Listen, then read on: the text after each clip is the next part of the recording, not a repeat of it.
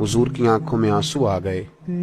नबी करीम सल्लल्लाहु ताला अलैहि वसल्लम फरमाने लगे, वो बड़ा हौलनाक दिन होगा क़यामत का। लोग उस दिन तलाश करेंगे कि कोई ऐसा शख्स हमें मिले, जरूरत महसूस करेंगे कि जो हमारा बोझ उठाए।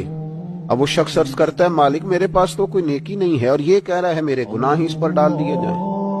तो नबी पाक अलैहिस्सलाम फरमाते हैं, अल्लाह ताला उस मुद्दई से फरमाएगा, जरा सर तो उठा, जन्नत की तरफ तो देख।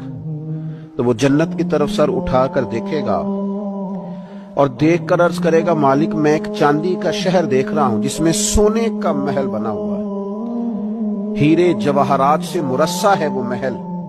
ए मालिक, कौन इसका मालिक बनेगा, ये किसको मिलेगा? तो अल्लाह ताला फरमाएगा, जो इसकी कीमत अदा करे। तो अर्ज करेगा, मालिक इसकी कीमत कौन अदा करेगा? तो अल्लाह तबारक व तआला फरमाएंगे, तू भी इसका मालिक बन सकता है। तो बड़े तजस्सुस से, बड़े शौक से अर्ज करेगा, मालिक मैं कैसे मालिक बन सकता हूं? तो अल्लाह फरमाएगा, तो अपने भाई को माफ कर दे, मैं तुझे उस महल का मालिक बना देता हूं। कर दे माफ अपने भाई को।